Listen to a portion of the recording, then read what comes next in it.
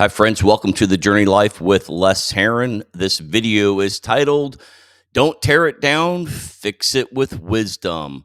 I've been thinking a lot about government and politics and how we're talking about that. And there's a big difference between wanting something to work better and wanting to destroy it.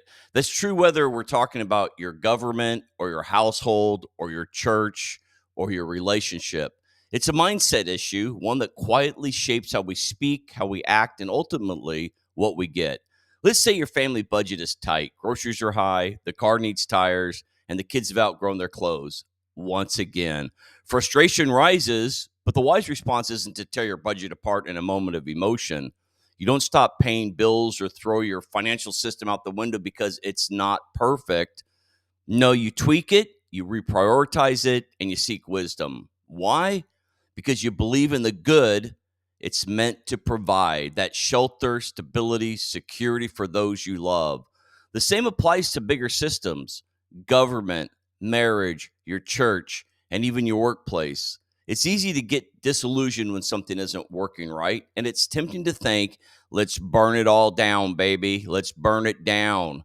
But that's rarely the right solution. If the structure was meant to bless, protect, and help people flourish, then the call isn't to destroy, it's to restore. I like how the Apostle Paul wrote to the early churches and how he responded to their messes. He saw their stuff, he saw their messes, he saw legalism, division, outright sin that was a little bit shocking. But he never said, just burn it all down, dissolve the whole thing, stop doing church, walk away. No, he called them to higher things. He challenged them to reform and not revolt. He wanted the body, the church body, to function well, not to fracture. I'll say that again. He wanted the body of Christ to function well, not to fracture. Apply that same wisdom to your marriage. There are seasons when it feels hard, even broken. But love says, I believe this covenant was built for good. So what do? You fight, not with each other, but for each other. You lean into healing and rediscover purpose. And yes, even with the government, we can and should demand that systems work justly and effectively. But when our default mindset becomes destruction, we lose sight of what these systems were meant to be: servants of people, not masters of chaos.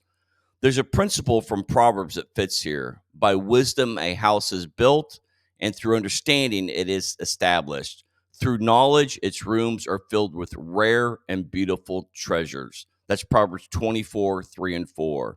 Wisdom builds, understanding establishes, knowledge fills it up. It's not wisdom that makes us want to burn things down, to become anarchists. The so called radicals on the right who want to destroy the government are very similar to so called radicals on the left who want to defund the police. Destruction is easy, building is harder, but building is worth it. So, whether you're looking at your finances, your relationships, your household, your family, your faith community, or your role as a citizen in this government, don't just criticize, don't just complain, don't just point out what's bad, and certainly don't just want to tear down everything. Ask yourself, what was this organization supposed to provide? How can I help it work the way it was meant to? How can I apply to my life? And this is probably the more important thing. How can I apply to my life what I am thinking others should apply to their lives? How can I apply to my life what I'm thinking the government should be doing and how effective and efficient the government should be? How do I apply that to my life? That's how wise people live. That's how builders build. That's how people on the journey life walk their life out. And you know what? The world needs more builders. So go out, be a builder today. All right. God bless you.